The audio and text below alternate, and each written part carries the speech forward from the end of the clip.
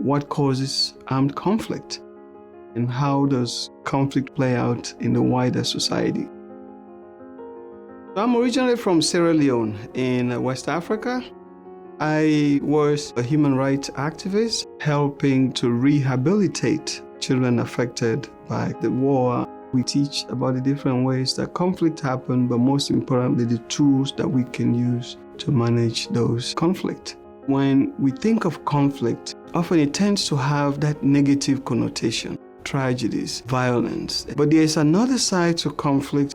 Often conflict is something that's inevitable. It happens in every society. So the issue is not so much that conflict happens. The real issue is how it gets resolved. We work with students to provide them with the requisite experience and tools that they need to resolve everyday conflict in their personal lives, but also in professional settings.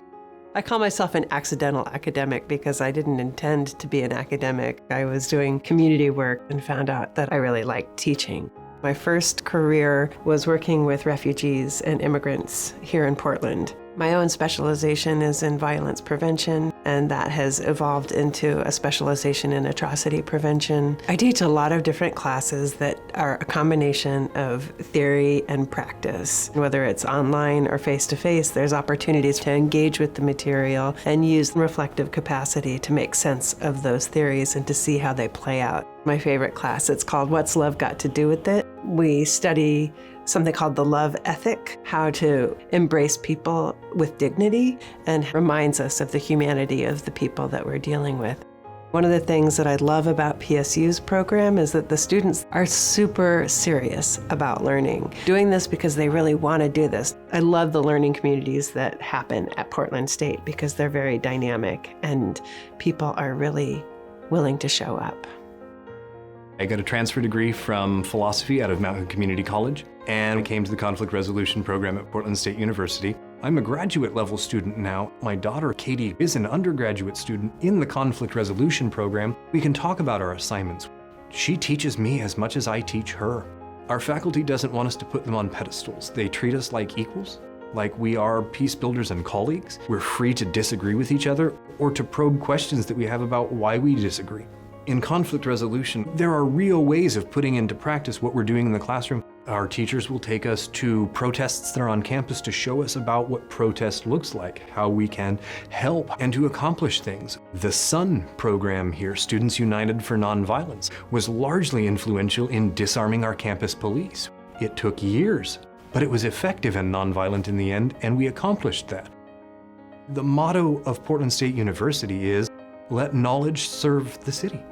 That is what we do. I am a 2019 alumni of the Portland State University Conflict Resolution Program. I work at The Contingent. We are a venture nonprofit specializing in mobilizing community members to help each other. As the manager of human resources, I can hear what the issue is and then help them resolve it in a way that benefits the organization and the employee. There's tons of jobs that conflict resolution can be applied to. You can be an arbitrator, negotiation with contracts. As long as there's two people, there's going to be conflict. I always thought conflict was a challenge that I had to overcome. Now conflict is like a jigsaw puzzle. How do we get the pieces to fit so we have a complete picture? Conflict resolution, it's about life, it's about culture, it's about celebration, it's about diversity, but it's also about unity, the issues that connect us as human beings. We look for those connecting themes. Once we're able to identify these common denominators, we can be able to make the world a better place.